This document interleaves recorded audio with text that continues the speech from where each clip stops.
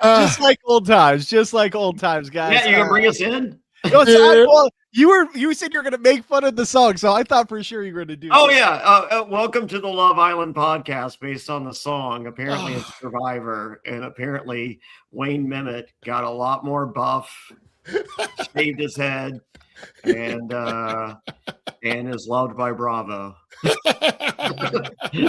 Three things that you will never say about Wayne Mimmet in 2020.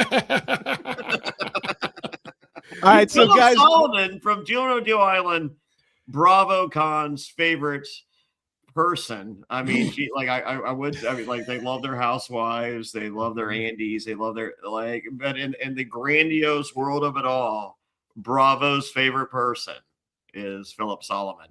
Who had that on their bingo card for 2025?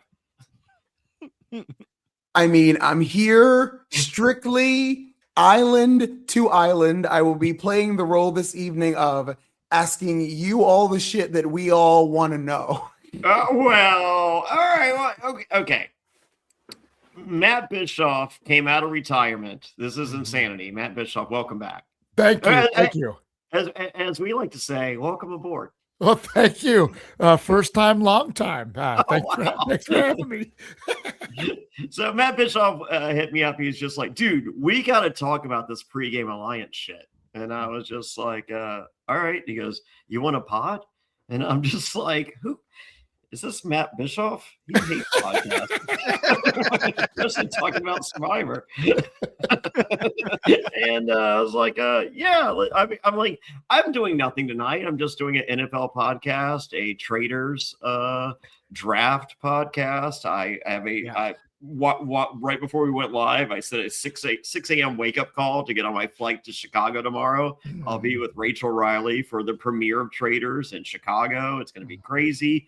And I was like, yeah, you know what? Let me just add at 10:07 p.m. Eastern time, a Survivor podcast talking the nonsense of it all. Pre-game alliances going into season 49. Mm-hmm. Well, Jonny, so obviously I'm like, when I was watching 49, I was a huge fan of Sage. She's my favorite person of the season. I liked a lot of people. I liked Rizzo. I thought he was great TV. I missed that part. Feel free to elaborate. But so for me, I stepped away. For those that don't know, I was doing this podcast with Jonny for 7 years probably. Yep. And then after 48, I didn't even think I got through all of 48. I was kind of over it. I was like, I've been doing it for so long, and I felt like a lot of the new era seasons of Survivor were not very entertaining for me personally. No offense to the cast of Survivors that played those seasons, but I did not want my podcasting dude to be talking shit about how bad I hate this or it sucks and it's not as good as the old days. So I just needed to step away. Yeah. But I tell you what, I watched 49 and obviously a fan of Sage. And then I would see Sage on her Instagram posting on all the pregame alliance things that were happening.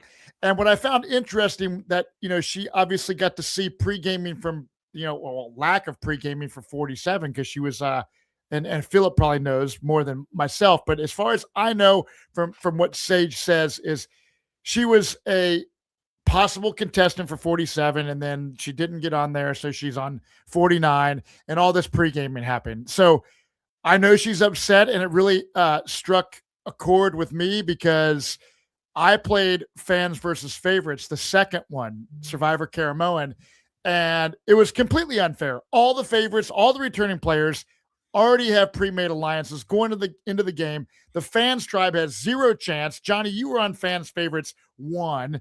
So I'm sure being a big part of, the Survivor alumni, there's a shit ton of pre-gaming that goes on, especially in returning seasons. Do you think this is the first that's happened on an all newbie season such as 49? What are your initial thoughts, Jonny Fairplay? I don't know how. So I can tell you on my first season of Survivor, season 7, that we were heavily monitored Like I'd shoot looks at people and they'd look down. I know when I got the call for I can't remember. I think it was. I'm pretty sure it was Heroes Villains. I flew out to Los Angeles for that, and I'm on the bus, and Bob Crowley is sitting across from me on the bus, and I was like, "Hey, man!" And he was like, and he went. I'm just like, dude, there ain't nobody on the bus because that we the bus from the shuttle from the airport to the hotel. Mm-hmm. And I'm like, anybody watching this bus? And he wouldn't talk to me. He was just like, fuck that. And then we get to the hotel and they're like, once you get to the hotel, do not say anything. And then me and James see each other in the hotel. We're like, what up, brother? How's it going? Yeah, this is crazy, ain't it? Season 20. Woo, let's go. And they're like, dickheads. Hence, I wasn't on. So I can tell you, so season 7, I tried to chat with people. Like we've heard over the years the very few interactions there were during pregame, like at the DoubleTree for Tanya Vance, what was Thailand. Mm-hmm. She exchanged numbers with Ken Stafford in the elevator. She was just like, here's my, and so they exchanged numbers for David versus Goliath. John Morrison and who is the girl? I know her mom is Cynthia. Jessica Pete. They chatted prior to David versus Goliath.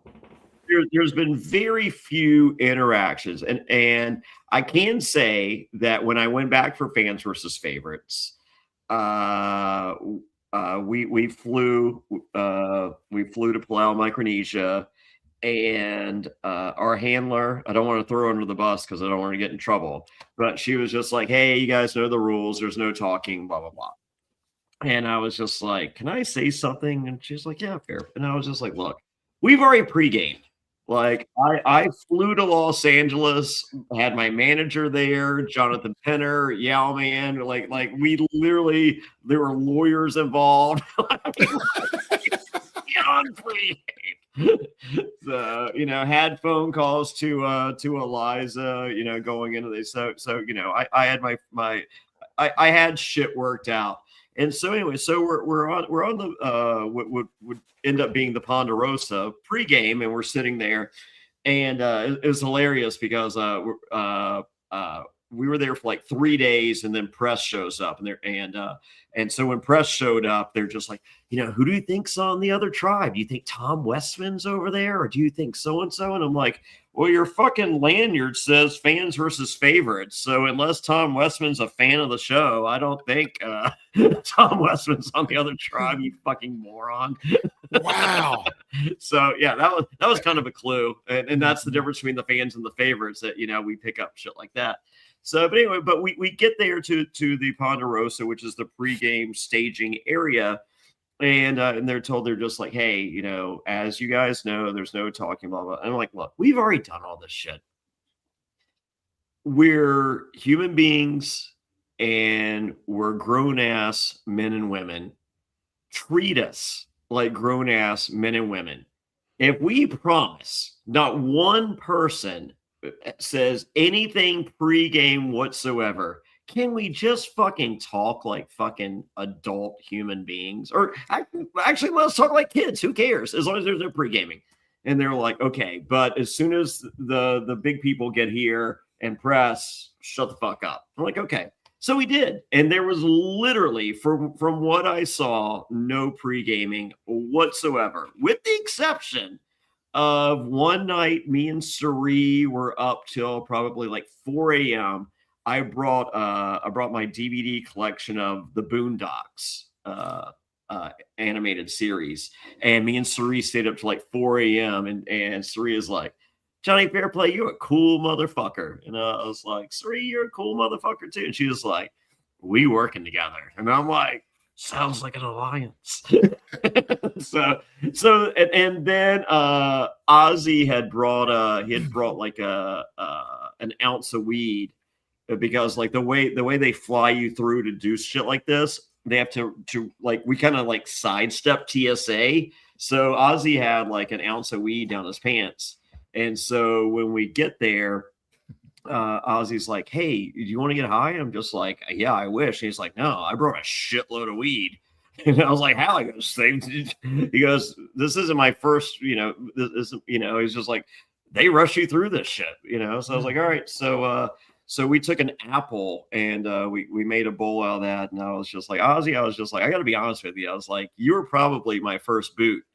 I was like, but it looks like you're going home day 6 instead of day 3. It's like, thanks, brother. I appreciate that. So, so I promised Ozzy 3 extra days by getting me high. And the funny thing was later when the press did come, so they're like, hey, do an interview here. And they're trying to find all these different places. They took me over to the tree that the apple was sitting on the fucking limb that you could tell had been smoked weed out of. And they're like, this is great. I'm like, this is horrible. Oh my God, let's go somewhere else. Just staring at the fucking apple the entire time. Dude, so hearing these stories, there's obviously been pre-gaming on not only Survivor, but tons of other reality shows. And I can't wait to hear Phillip's take on some tea he's about to drop. But I want to talk about my season fans versus favorites. So for one, when I was in our pregame house, like we were in the Philippines, it was like in the middle. I mean, it was like the craziest journey to get to where we were. It's 36 hours travel from Los Angeles to the location that we were staying in. Okay, Matt, can I stop you here for like a second? Did you guys fly out to get can you actually just walk us through as an average viewer? Are you all at the same airport? Are you flying out individual? Bring us through even slower. Yeah. Okay. So it all starts literally at the, Santa Monica or whatever the finals of casting, where I'm assured the DoubleTree, I think, Johnny. I was going to say, don't say the hotel, but well, they don't do it there anymore, anyways. But and that's so, anyways. When I had to come, check into this hotel under a fake name. Marcus Bernstein was my fake name. I just actually was going through a bunch of old folders. I have all the documentation, dude, of checking in the hotels. And I was Larry Lehman, and for the All Stars, Ethan Zahn was Ivan Guerrero. Oh my God! And so when they asked me to come back for America's Tribal Council after the All Stars finale, they're just like, hey, can you come back? And I was just like, well, do I get 10 grand like everybody else? They're like, no, we're going to pay you scale. It was like $700. I was like, all right, well, you got my hotel room? They're like, no, we don't have it in the, so if you can be here, great. If not, okay. And I'm just like, I'm literally nominated and will probably win, and did win 4 of the 7 fucking awards given that night. Damn. And they're like, you're responsible for your own hotel. Well, Ethan and Jenna were dating each other at the time, so they each had their own room at Le Parc Meridian or wherever we were staying at, and so Ethan's just like, you can have my room. I'm in Jenna's room. Just tell them you're Ivan Guerrero. And I was like, well, I don't have an ID. It's like, I don't have a fucking ID that says I'm Ivan Guerrero either.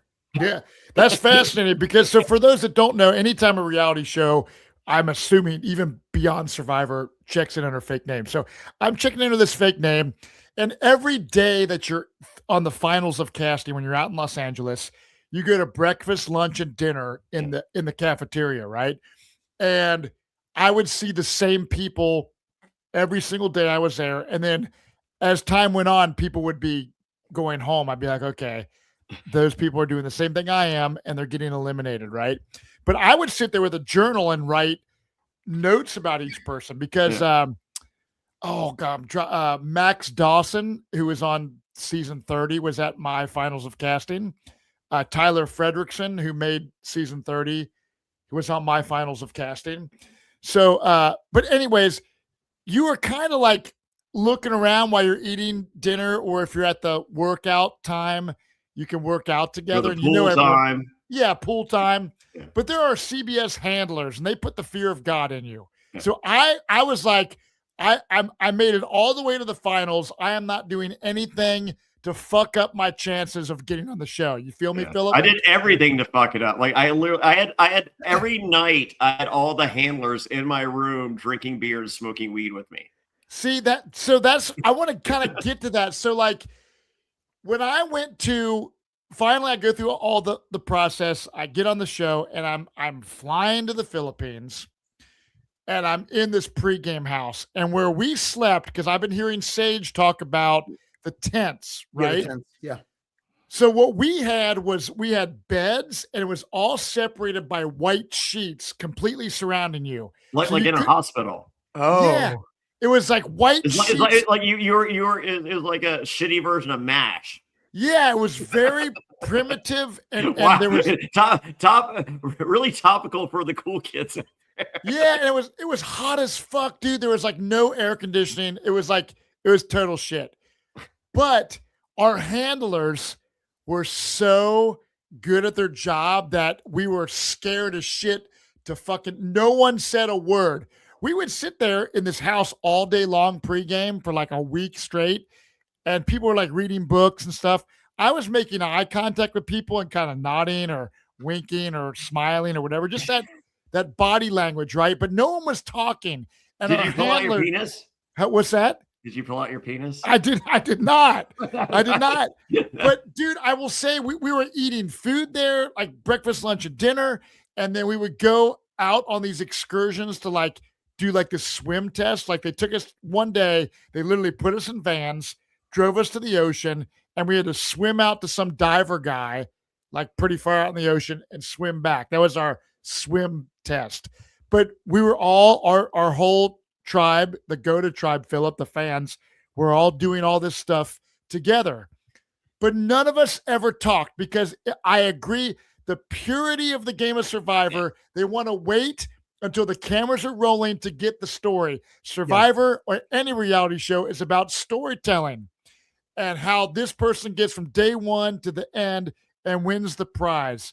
So that's kind of like, I took it very seriously. And when I see Sage's videos, Phillip, I look at like Jake and Sophie, if they were pre-gaming in the tents, that's fucked up. But I blame Survivor's handlers that are supposed to be, they should be up 24 hours a fucking day. I'm not saying that you should be fucking pre-gaming, but the people that are in charge should have put the kibosh on this well before they even flew out to the location where they had to put the alternates in last minute. So I know you got a lot of tea, but I want to continue on real fast since I did play a fans versus favorite season. When we finally did a tribe swap, we were outnumbered 4 returning players, 3 fans, and they straight up said, look, we already pre-gamed before this. We knew we were coming out here, and we knew that the favorites are sticking together and voting out the fans. Completely unfair, complete bullshit, just like in the fact of season 49 where Sage is dropping some shit. So, Phillip, where do you stand? Hold on real quick, because you are aware of some pre-gaming in that who was the guy, the military guy from your season? Shamar. Yes. Wasn't Shamar at the airport bar? I do believe Shamar. So the night before they flew out, Shamar is at the airport bar, and all of the favorites are there meeting and pre-gaming, and Shamar is at the table beside them, and Shamar goes, "Oh my God, you guys are on Survivor. I love Survivor, and there's something I can't tell you." And they're like, "Okay." And they're just like, "All right, we're getting rid of this motherfucker." Like literally sat there, spoiled that he was on the season, out of like, oh my God. So, wow. But yeah, but they were literally pre-gaming at the bar, and Shamar is there. That is like 1 in a million chance. That is fucking crazy.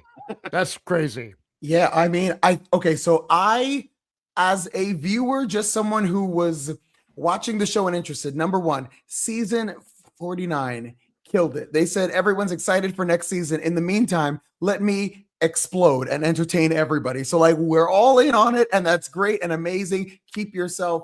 I think there's no bad press, just keep your name out there. And all of them are doing a great job at that. I'll say that. Number one, I watched all 47 minutes of it because I was doing other things. And I was like, you know what? I'm interested. So no, Philip. There, prior to the 47 minutes of Sage was, I feel, 3 hours and 47 minutes of the prelude to if she was going to do it. Okay, that's where I think the only misstep was. I think if you get people pumped and excited about it for too long, there's no way it's ever going to measure up to what you're hyping. Oh, I feel it measured up. Yeah? I mean, I don't know. I feel like I thought it was going to be a whole lot of nothing, and it was something.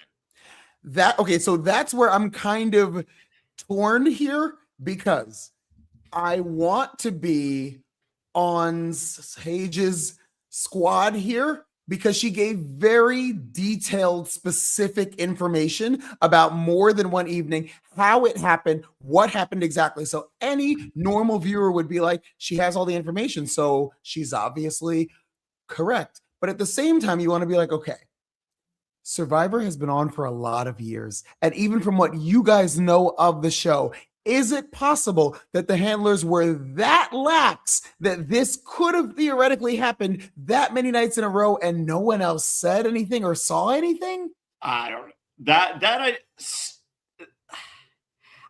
I could imagine a world of season 49 like, hey, like we got 50 coming up.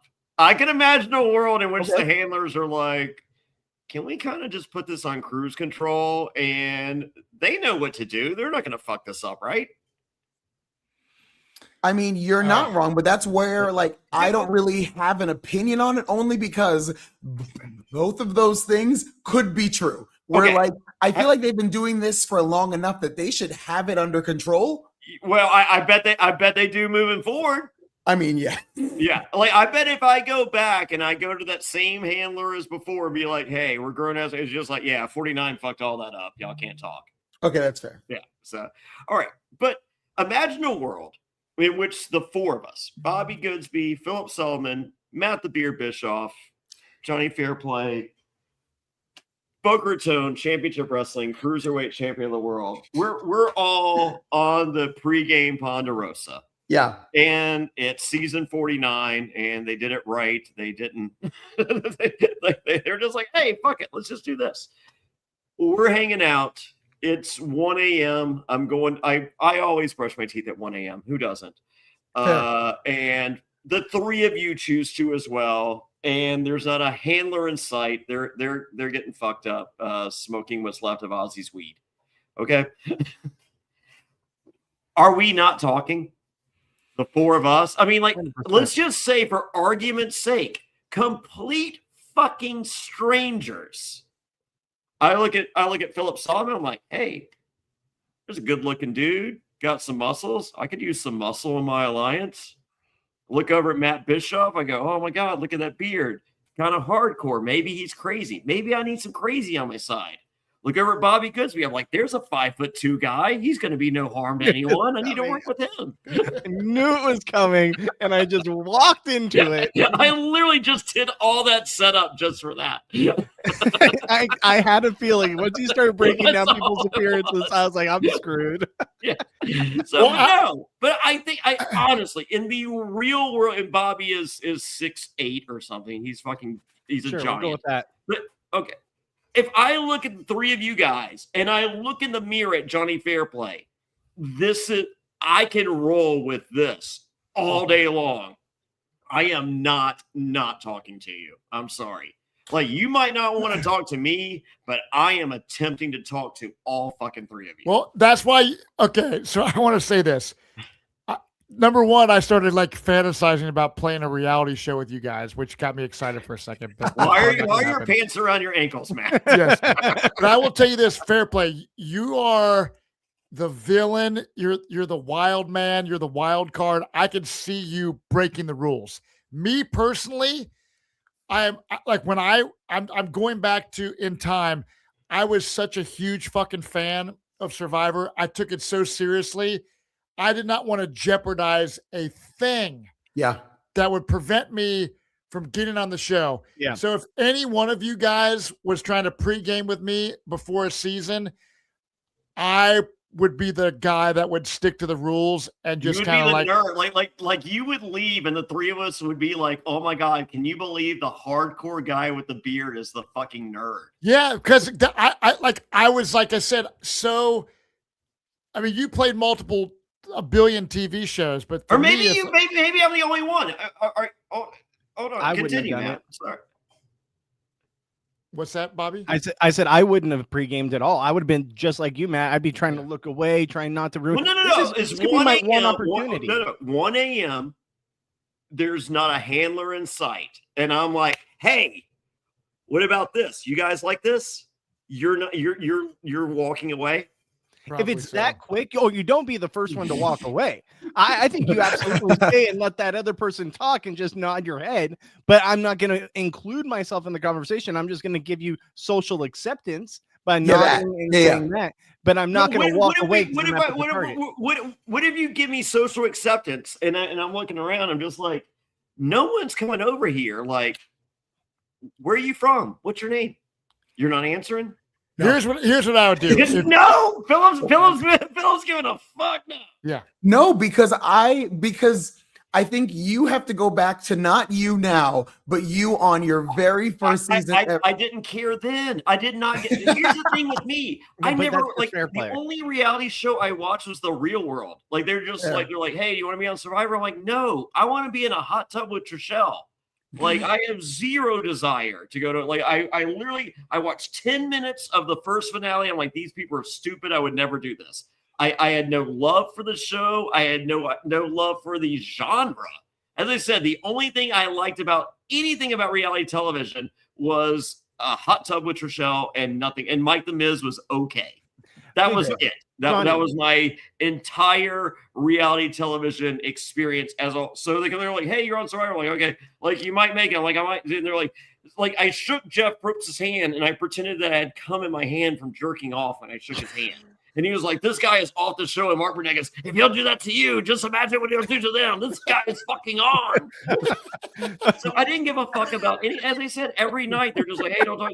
Every handler was in my room, like watching, like we were watching fucking Old School on pay-per-view because I rigged up my VCR to the cable thing. So I had everyone's pay-per-view in their rooms. So we're watching Old School. I never took a shower the entire week I was at the DoubleTree. I just filled my I ordered Pink Dot. I filled my tub with Coors Lights and poured ice on it. So I didn't take a shower the entire time. I had a pocket full of weed. We're all every night. Everyone's just drinking beers and we're smoking joints in my room every fucking night. And they're just like, Fairplay, there's a drug test, but they don't really care about weed. I'm just like, watch this. I bought that whatever that shit you drank before you like 30 minutes before. Mm-hmm. I drank that. They're just like, you're not gonna believe this. You passed your drug test. I'm like, I can't believe it either. GNC rules. GNC. I'm sure Philip knows where GNC looking at his muscles. He's buying his creatine and protein powder from there. So yeah, I personally didn't give a fuck. And if this had got like so you're just like take yourself back in time. Okay, let's say I take myself back in time. We're on season 49. It's the four of us. It's 1 a.m. There's no fucking handlers. I see the three of you. I can there just like I don't give a fuck. And it's just like, but does that Jonny Fairplay there, dude? If someone walks up, just be like, oh, you meant like don't talk. I thought you meant like don't talk. Like about the game, like we're just finding commonalities between the four of us that we could potentially use in the game later. I thought you meant like don't work out like pregame alliance shit. Johnny, that's the biggest like difference between you and let's say normal people, right? Where for you, Johnny, you didn't give a shit about being on the show. You could give two shits if you got cast or not. But for majority of people, myself, like Philip, like Matt, this is a dream. This is a once in a lifetime opportunity. You got plucked off the street. Not everyone's getting plucked off the street. Some people are trying to get there because they've always wanted to do this. They're not going to blow that for a 30-second conversation. Maybe that casting is better.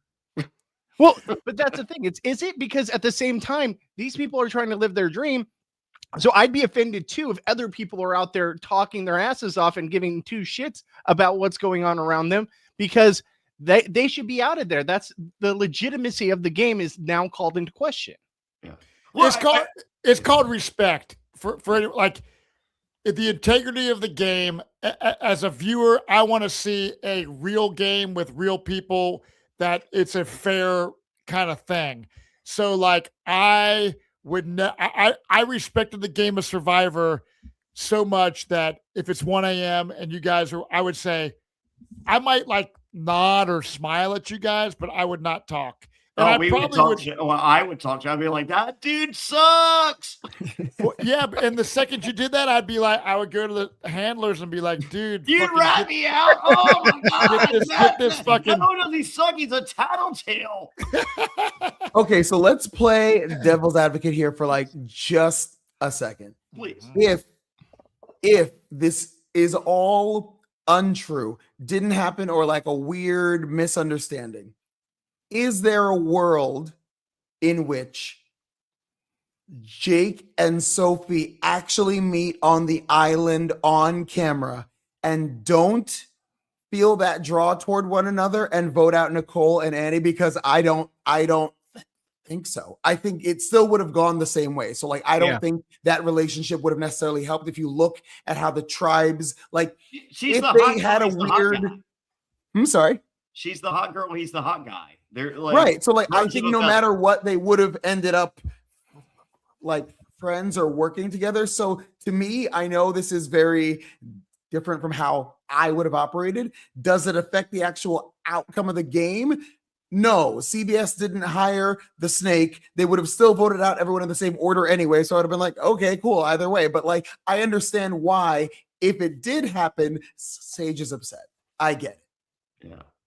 Well, I have a question too. I actually two questions. So first off, what did those other people that did get taken off the show, what did they do that must have been so much work? That this, and the fact is, my other question is, if production did know that Jake and Sophie were having conversations and being very vocal about it, why didn't they immediately remove them from the same tribe? Where at minimum, you could have at least switched them to a different tribe, where then it'd be harder for them to work. They didn't have the different color outfits. You're telling me they can't go to a Fiji place and go and buy some new outfits? No, there's a whole like, yeah, no. Just like Jeff can't do the food auction because there's the arts department, there's the accounting department. You can't just buy a yellow t-shirt or a red t-shirt real quick from a local store. Like, I find that very hard to believe for a multi-million-dollar company. I believe that if you're caught talking to that degree, like, I know you want them in their clothes and something cool, like whatever. But if it's to that degree, I'm just like, you know what? You fucked up so much. You're wearing a shitty t-shirt. Yeah, sure. Or I'll go one step further, because there's only fucking 3 tribes. Well, there could be 2. How beautiful would that be? Okay, but there's 3 tribes, right? How about you submit clothes for all 3 colors? Yes. Just in case of something like this happens. Anything. Anything. I mean, like literally, like last minute, maybe. Okay, you did all the casting, you have all the pictures, you've met these people, you have it, you have this vision in your head, and you're just like, oh my god, this is perfect. And you get out to the beach, and they're wearing it, and they're just like, ooh, that person would look better there, and that person would look better there, and I didn't see this without seeing them all in front of me. Here's your 18 articles of clothes that you brought that particular color, because that's what we give you in the new era. And here are your 18 articles of clothing in that color. Yeah. So, I mean, like, why is that not a thing? And I will say this, like, I am a rule breaker. I got a follow-up story, but we'll get there later. Remind me the House of Villains drive-in. I will give you that story later. I will say this, I'm a rule breaker. I love all that.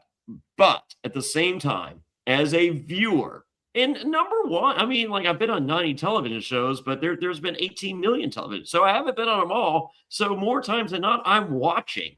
As a viewer, I hate more than anything else watching a fucking reality television show and starting on chapter 4. Yes, that happens in Real Housewife world a lot because they have these issues between seasons. So they spend an episode and a half trying to tell us as viewers what happened in between the seasons that we missed. And we're like, what the fuck is going on? Yeah. Yeah. So, I mean, like what I watched that Perfect Match show. Yep. Or is it Perfect Match? Is that the one where they were on other shows, they date or whatever? Yes. Mm-hmm. Okay. Season 1 of Perfect Match. I was just like, hey, I just watched, The Circle. I just watched all these. So I know enough of these people that I would like to watch this show. And I was sitting there, episode 1, was it Joey Sasso? Is that his name? Yeah. Yeah. Mm-hmm. Joey Sasso has had sex with 4 of these girls. I'm like, I look at my fiance and I'm not the biggest Joey Sasso fan anyways, but the fact that I'm watching a show and it's starting with chapter 4 of Joey Sasso, I'm just like, I'm out. Mm-hmm. I mean, like, and the whole gimmick of the show is you see this person from this other show that you don't know, and it's just like, oh, like if we were paired up, would we hook up or what? They've already hooked up. Yeah. The fact that casting was just like, hey, like, and I'm just like that. And so they've already hooked up. So we've already lived through 4 cycles of Joey Sasso having sex with 4 different girls. In addition to that, they get called for this show. There's phone calls then. So I've missed chapters 1 through 4 there. I've missed chapters 5 through 7 of the phone calls. Mm-hmm. And then the show begins. I'm on chapter 8, and I'm just like, no one should watch a show about Joey Sasso chapter 8 on episode 1. So my question is, how much of this, because you two know this way better than I do, because the NBC one I know really well, but CBS, how is none of this an NDA violation? Go. That's what's crazy to me. We've tried to have people on our podcast, Phillip, and they're like, oh, we can't do it because we're under contract with CBS. We're not allowed to do it. Or if you're Kellen, I just say mean things about people. but I can't believe, I feel that CBS wants this publicity, good or bad, right? Yeah. I like I said, I don't know Sage person. I don't think they do. I think NBC would. I don't think CBS does. I think that's the difference in the two brands. I think NBC would eat this fucking, like, I think NBC is putting this on their fucking their Instagram. Here's what I want to know. So as I'm a fan of Sage on the show, I've messaged her on Instagram. We've been chatting. Mm-hmm. I watched actually this past weekend, Jonny Fairplay and her and the Mighty Q on the online traders deal, which was, I don't normally watch that shit. Never would I sit on YouTube for 4 fucking hours. Me neither. Did you see our coverage? I did not, because I was like, I didn't even realize it till Johnny talked about it, but I just kept tuning in. I loved it, actually. But so Sage drops all these Instagram videos, and she feels the need to call out Jake and Sophie. Well, no, she dropped all these Instagram videos to call out 2, possibly 3 people. And the prelude to these videos is, I felt like hours. Like I literally, I had to get my hair re-dyed to cover the gray of all these so I'm just like, if this isn't really good, like I'm mad at Sage. So I felt the payoff was strong. I was just like, whoa, she came with some facts according to her. I'm always here to play devil's advocate, and I think Phillip is here to play devil's advocate as well. And I think Matt and Bobby are gonna potentially ride the train they're gonna ride and not talk to me at 1 a.m. when there's no telehandlers there. But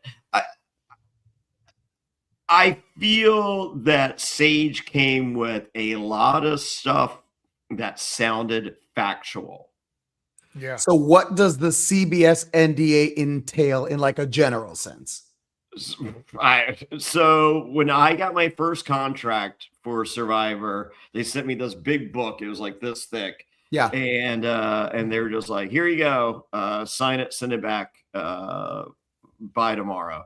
And I was like, oh, well, I need my lawyer to look at this. They're like, well, we got 80,000 people that don't need their lawyer to look at it. I'm like, all right, cool. Sounds good. Here. I never even opened it. Literally, I'm just like, is it the last page? Cool. Got it. Yeah. I never read a single word of my first contract ever. Still haven't. Don't care. Whatever. Do you still have it, Johnny? Do you have your? I have no idea. Possibly. I have all my shit upstairs, dude. It's like I still have the whole contract and everything. It's pretty. So pretty cool. my second contract, however, they're just like, hey, here's a con, and I just flipped until I found the fucking paragraph that talked about what you can do during, like, you can't do shit for 2 years, blah blah blah blah blah blah. You can't do shit, and I just took a Sharpie and just Sharpied out the entire fucking paragraph, and then I flipped the last page and signed it. I sent it back, and they're like, Jonny Fairplay. I was just like, yeah. They're like, the paragraph that talks about your exclusivity, like it looks like somebody spilled paint on it. Like, and I'm just like, no, I took a Sharpie to the whole thing. And they're just like, you can't do that. I'm like, oh, I absolutely, this is what I do. I'm like, you're not stopping me from making a living. Like, I literally do, like, everything you listed in there is what I do. I'm doing it. Yeah, no, that's killer. And they're just like, can we make this mutually beneficial agreement? How about for as long as you're on from the minute the first episode airs until you're voted out of the game, that last episode, not even if you're on the jury after that, but whenever you're voted out, can you agree to an exclusivity that you will not do anything else in that window as the show is airing? And they're like, you can do it before, you can do it after. I was like, absolutely. So I sign it. This is Micronesia. I'm on for this is a 90-minute premiere. And I had a gig with Paul Heyman at the W Hotel that they filmed during that 90 minutes. Oh my God. The one time that 90 minutes is all they asked of my life. And I'm like, yeah, I got another gig. Like, it's now. I can't say that. So you guys know CBS as far as the legal team way better than we do. What is the over under that they have reached out? Like, we're assuming that they have, 1,000%. Right? Okay. Yes, they have reached out, and and I think they told them to shut the fuck up at all parties. So okay, so which opens the door for everyone else in 49 other seasons to chirp right now, because we ain't got that contract. True. So I know Sage is upset, and I can sympathize because the favorites on Fans versus Favorites were pre-gaming. Yeah. But what is her? Matt, you mentioned that. Yeah. When I saw that badge that said Fans versus Favorites, yes, I immediately dropped my head, and I'm just like, this fucking sucks. And the guy was like, what? And I was just like, dude, I was like, I hear from Ethan Zahn fucking weekly, I won Survivor, you didn't. I was hearing from Jenna Maraska weekly, I won Survivor, you didn't. Mm-hmm. I'm hearing, from I don't know, there's someone else in the mix that was chirping. They won Survivor, I fucking didn't. So I'm sitting there and I see that fucking lanyard that says Fans versus Favorites. I'm like, even if I win this, all I'm gonna hear is Ethan Zahn is like, so the other tribe was fans? Who'd you beat? Yeah.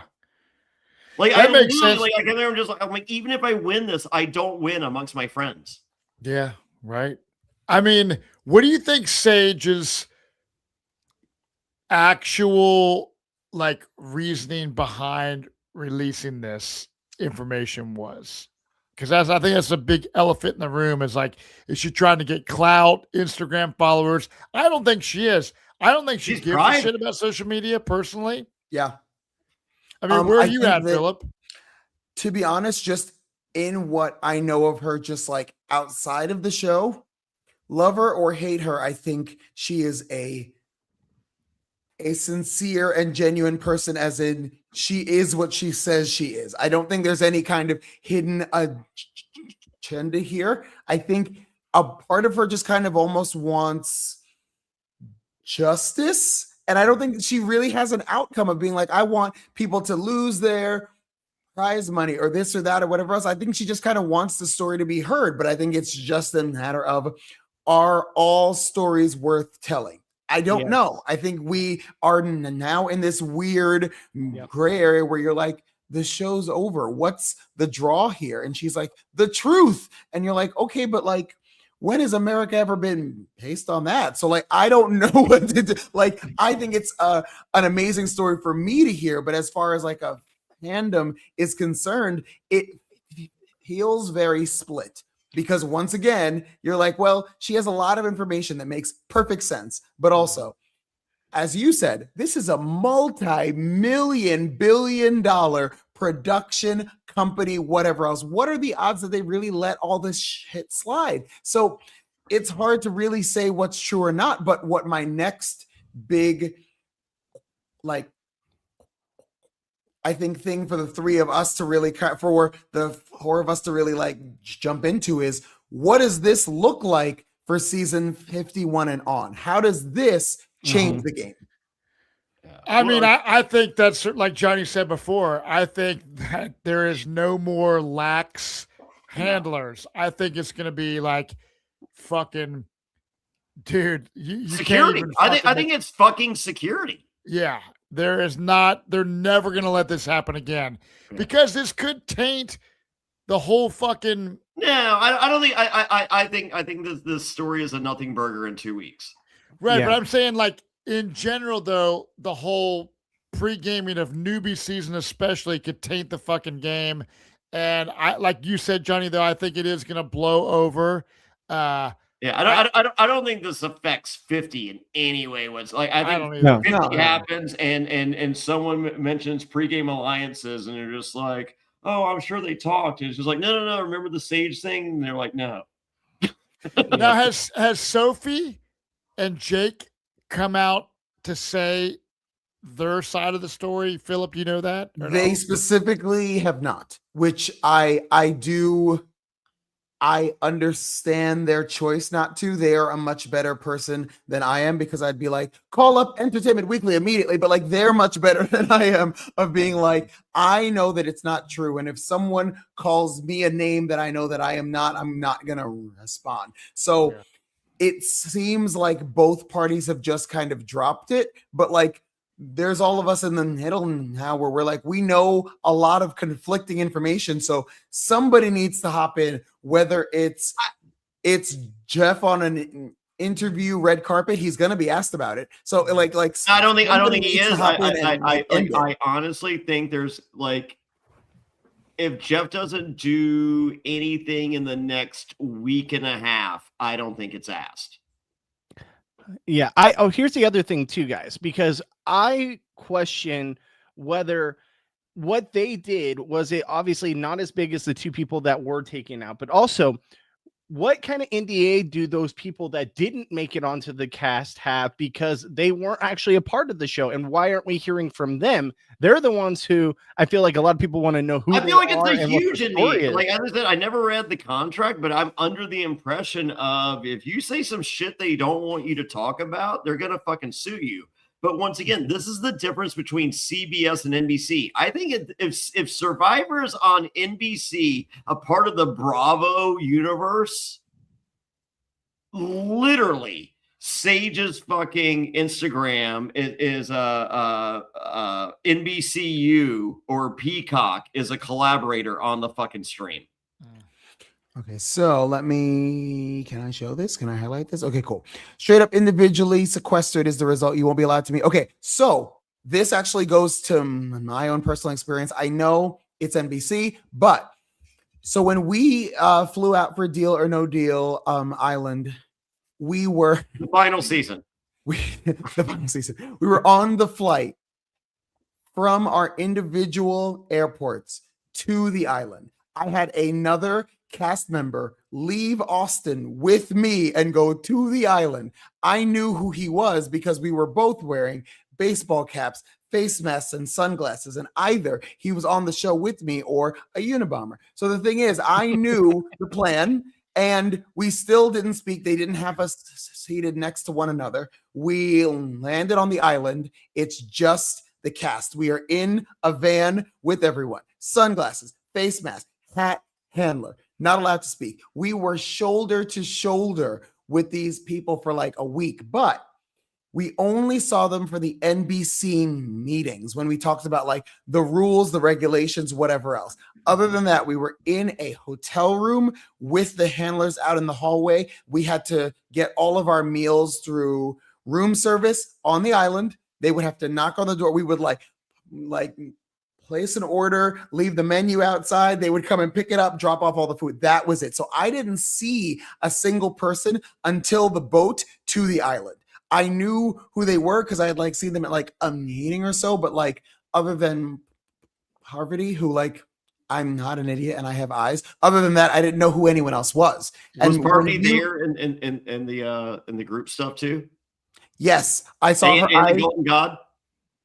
Yes, but also I just didn't know who that man was, so I stared right at him and I was like, "He's tall," but that's like it. But her, I knew her because again, Parvati in a baseball cap and sunglasses, still Parvati, and I was like, "Oh, that's Parvati." But other than that, I didn't know anyone, so we were sequestered until episode 1. When you see us actually meet everybody, that's when we actually met everybody.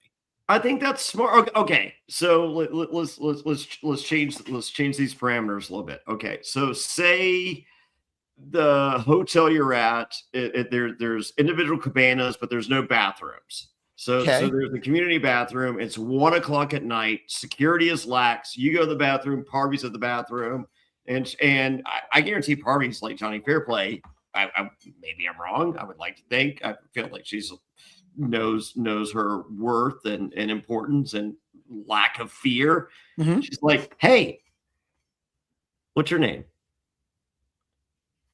Are you not talking to her?" Because I mean, I am because it's Parvati, but like still, like I said earlier, it's Jonny Fairplay, and I come up to the three of you. I mean, I'm pondering that scenario because I might just be like this. I might be like, Parvati, I'm totally down, but I don't want to say anything else right now because I don't want to get in trouble, but I'm totally down. And then I would shut my mouth. Yeah, totally. There would be no other reason to talk about it at all. If she knows I'm down, when the game starts, we're down. I think I would do that. Miranda from Deal or Deal walks up and she's like, "Hey, like, what's your deal?" You're like, no. Okay, but my question is, do you think we're going to change the sleep? Like, can you explain the sleeping arrangements? Because I still didn't really understand that. And I went through that section more than once. And I was like, so you're all on the island, like sleeping a few feet away from each other? Because that to me is insane.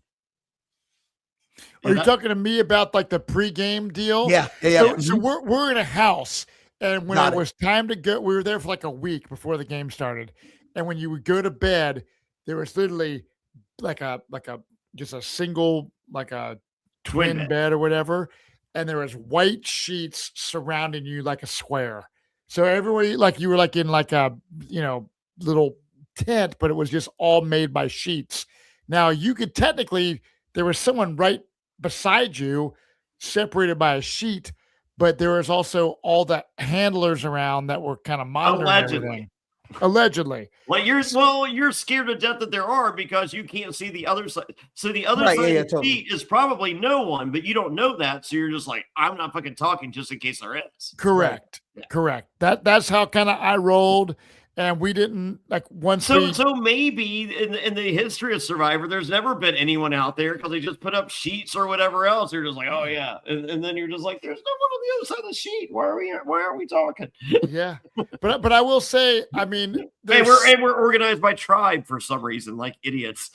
Well, there's so much pre-gaming that goes on that if Sage ever listens to what we're talking about, hopefully she'll feel better that my season's not the only one that has pre-gaming, because she is kind of a newer person in the reality TV realm. Her and I even kind of discussed that on our social media interactions. Talking, I said, "Hey, great job on Traders with Jonny. Vote my boy out, LOL." Wow. But I feel her pain, but I don't think that the whatever pre-gaming that happened on 49 really seemed like that big of a deal of how the game ended up turning out. Bobby, what do you think? So for the whole stage of it all, is the juice worth the squeeze? Because at the end of the day, like you said, Phillip, what's the best that could happen? It gets out there and it's forgotten a week later. Worst that could happen, you could get sued by CBS for breaking your NDA. Is that juice worth the squeeze? Then also, I have to call into question, because I do have this thought in my head where there's a theory that Jake wasn't actually taken out by the snake. There's no video of it. Was it a ploy to get him off the show because of the pre-gaming, and they used the snake as a incident? I don't believe it, but that is a theory out there. I've seen that and theory. Speaking to Jake, he explained kind of the whole video footage of the snake thing and so on and so forth. So I can go through that with you because I've spoken to Jake. So every morning he would just go out to the water and meditate and pray and close his eyes and speak to his wife at home and hope that she was doing well, all that other stuff. Cool. So you go to the beach, your eyes are closed, your feet are in the water. I did this on my island every morning because I was awake before anyone else. You just kind of walk around. You don't have a microphone on yet. Cameras aren't really looking at you because you're alone. So they're just like, yep, his feet are in the water. Sure, I guess. We got that shot 2 days ago. Right, of course. Yeah, so they don't need it 14 more times. Right. So the wave that was coming up to the shore, the snake was in the wave, got scared and bit him. So when Jake felt the bite, he opened his eyes and looked and was like, oh shit. But that's why there wasn't any footage of it. And that's why he didn't know what was happening until it happened, because it's water and a small snake, even though it is a very poisonous bite. He thought he was by the nest is why. So he opened his eyes and was like, uh-oh, I think that's why he was like, I think I got bit by a snake, but I don't know. He's like, I'm looking at this, but it looks like I got bit by something. And that's how it all unraveled. And so I don't think anyone will say they got bit by a snake again. I mean, also that, right. So I don't know if I buy into the idea of it was a plant to get him off the show and there wasn't even a snake. I'm like, you guys, that's exhausting. It's a stretch. It's a stretch. It's exhausting. I don't want all of it. That theory is exhausting. Can I put one more question for this too, though? 7.5. Besides that, so if there's two other people that were taken out, right? They were taken out of the game, and they're clearly both from the Yellow Tribe because they have two alternates for the Yellow Tribe. Also, do the alternates just bring colors of every tribe just in case? They're bringing all the colors. Why isn't everyone bringing that? I felt who was so there was MC. What was the other guys? Jason? Was that his name? Yeah. I feel like Jason was wearing a shirt that they bought at the Village. Yeah, that's what I'm saying. They could do that. I don't think that was. If that was Jason's pick, I feel like Jason is not a good dresser. So my other point, he will not be invited to BravoCon. If these two people in Jake and Sophie are pre-gaming, and these other two people are pre-gaming, and they're both from different tribes, why not remove one from each tribe? The worst defender of the left and the yellow and the blue, and then you can replace them there. Because why did they leave? From what I gathered, Bobby, that the other two are worse offenders than so. Okay. But at the same time, to make it more legitimate so that those people you're not leaving two people in the game that are clearly talking to each other, why not take one from each side? then they're complete opposite tribes and they had nothing to do with each other. I think they just were the two biggest offenders.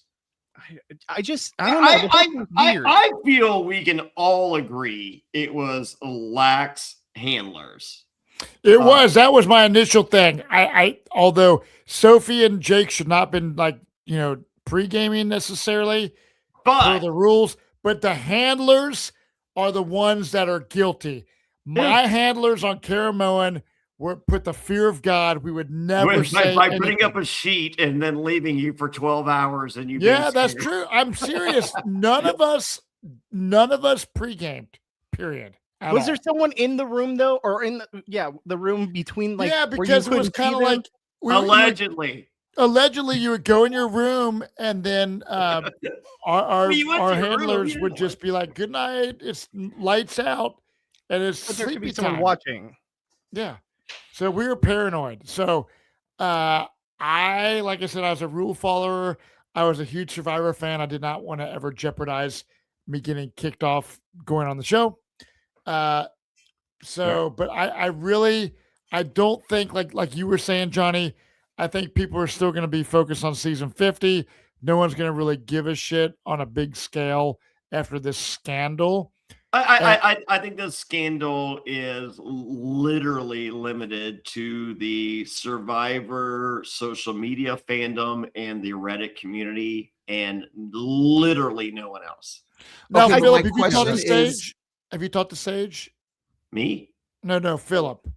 Yeah. I mean, I will say that every party involved has been super nice to me and forthcoming and honest and sincere, and that's why I'm like, I don't really have a hard this way or that way on it, just because they all are genuinely grounded in what they believed happened.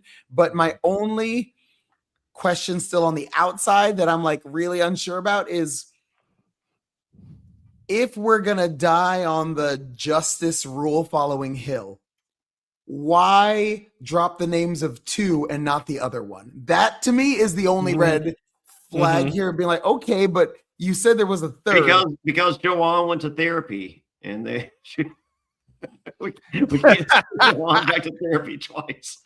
Okay, another question. I know we're got to wrap up here soon, but another question I have too is with this whole pre-gaming thing, do we blame production and to an extent Jeff Probst himself? Because normally we have seen people get taken out of the game for whatever reason and an alternate takes place. This is the first time in the history that on Jeff's podcast, he came out and said why those people got taken out of the game, because they were pre-gaming. He's the one who put the initial information out there in front of the world about the pre-gaming being such a problem that I think that was the trigger for Sage. But that's the thing. Do we even hear from Sage if Jeff doesn't put that out there first? I don't think we do. I don't think we do. Wow. So that statement by Probst was the catalyst for Sage to get pissed off of how things went down. I would. Yeah. If I'm Sage, if I'm the other people, I'm just like, whoa, kayfabe, brother. Like. But am I wrong? Is that not where the initial information came from as to why people were taken out of the game? And if that information is never out there, does Sage even have a foot to stand on by putting that information out there, or is even incentivized to? Yeah, no, I don't know, but I will tell you this. This is no offense to Sophie or Jake.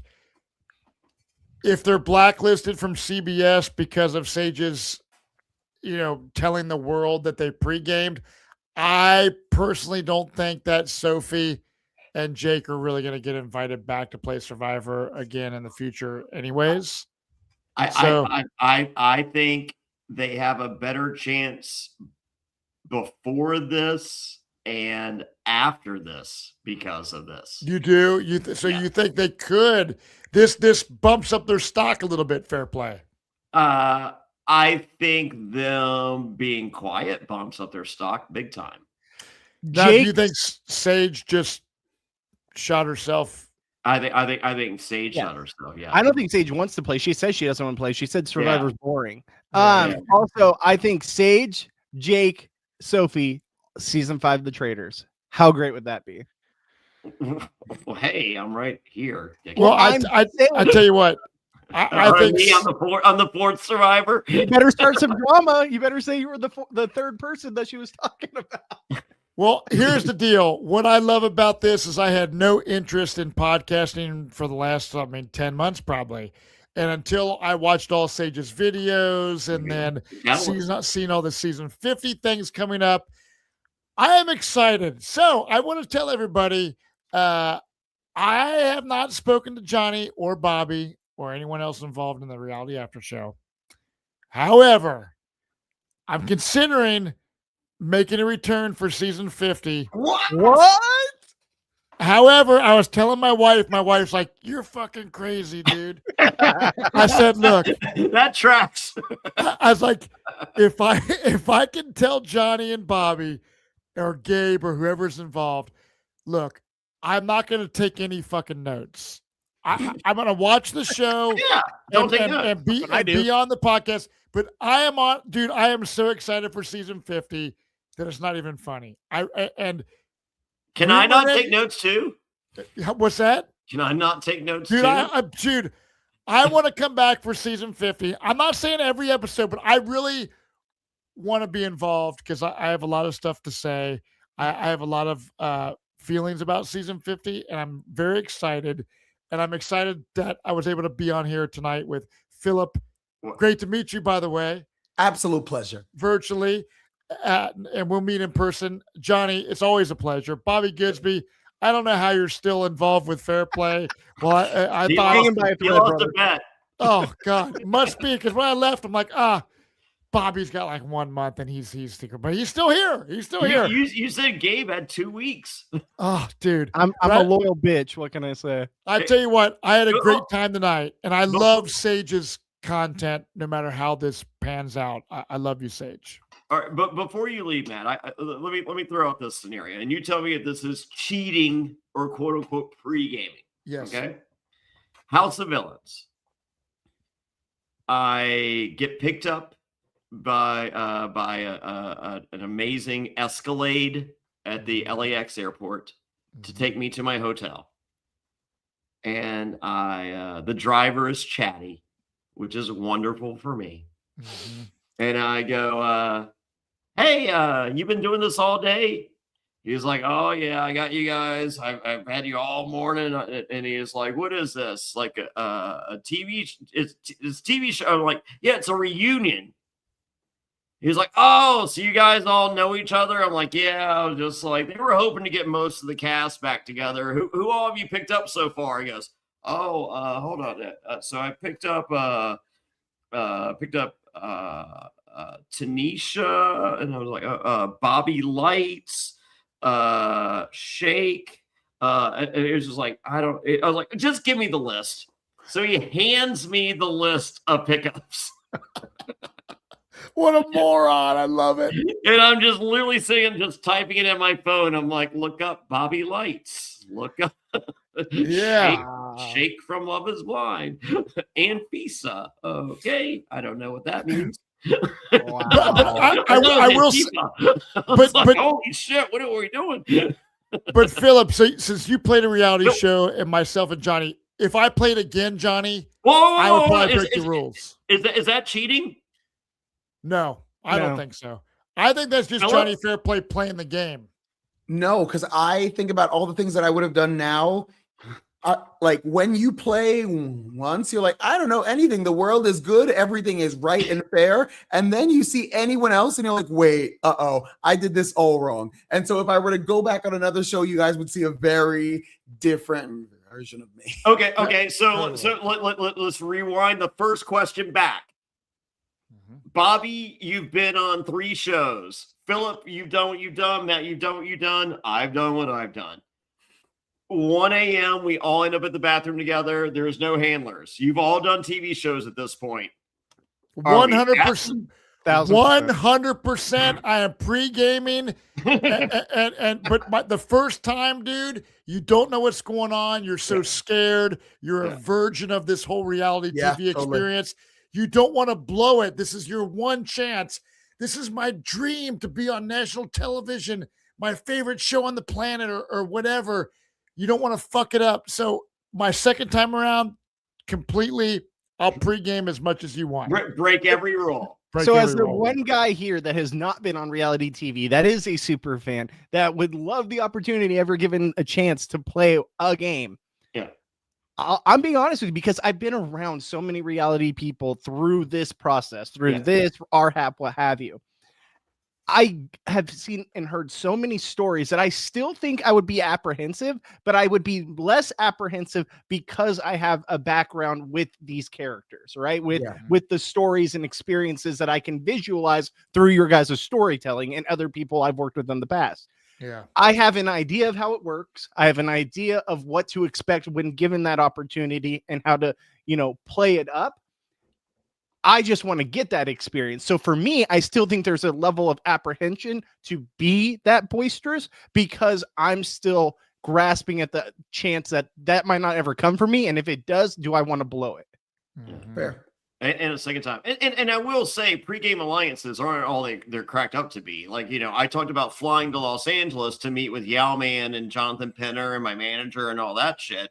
And I'm like, okay, great. I get to the fucking island. I walk up to Yao Man. I'm just like, hey, so what do you like to do for fun? He's like, whoa, I'm not here to talk about my hobbies or my life. He's like, this is work. I'm here to work. I'm not here to talk and chat. So we're in an alliance and that's it. We don't talk. And I'm like, okay, this sucks. This is the worst alliance I've ever been in my life. Fast forward 3 minutes and Penner goes, hey, you want to go in the woods and talk? I'm like, yeah, we go in the woods and talk. He's like, hey, what are you thinking? I'm like, he goes, it doesn't matter. I'm calling all the shots. You're literally doing what I say. That's how we're fucking doing this. I'm like, oh, I stand corrected. This is the worst alliance I've ever been in. And that is a pregame alliance that I flew across the country to lock in. Yeah.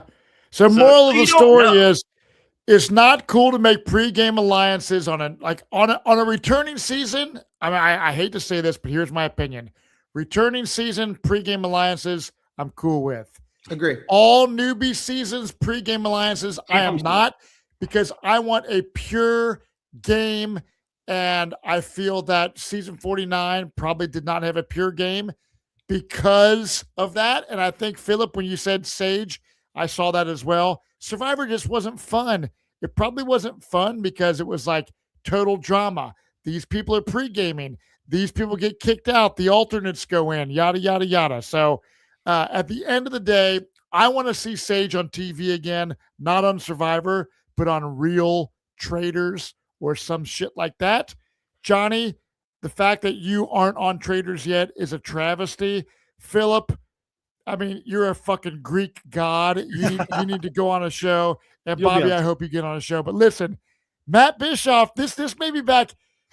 Guess who's back? Back again. Oh, we wanted to have an Eminem remix. We got to get poppers. Like, we had poppers. There we go. Slim Shady. The last time I was on here, it was a roast of Matt Bischoff right before I went on an epic road trip to Yellowstone and all out. The funeral of Matt Bischoff. Roast. Yes. Oh, it was the War Dog was on there. Gabe was roasting me. Brett LaBelle. So I hope to see all your beautiful faces again. This has been super fun. I've been very entertained by Sage and this whole drama of 49, and looking forward to season 50. Fun. Yes. And let's just say the roast too was of people saying good things about Matt, and then like 3 guys that came with jokes. So it was a lot of fun. But no, Matt, if you want to come back, we're happy to have you. We'd be welcoming you with open arms. I've got the video, the intro already ready with the favorite, Love Island music. Yes. But with that being said, guys, if you guys can, please hit that sub button, give us a like, give us a follow, leave a comment in the comment section telling us you want Matt back for 50, because we'll be happy to have him. Phillip, as always, great work here. Thank you so much for what you do. Jonny, keep trying. And Matt, welcome back. With that being said, guys, we're going to head out of here. Check out our Traders coverage. This week, we're going to be talking about all things Traders, Beast Games, Survivor 50 around the corner, and the Boca Raton champion of the world. With that being said, I'm Bobby, that's Matt, that's Phillip, and that's Fairplay. We will see you guys next time. Bye. Cheers.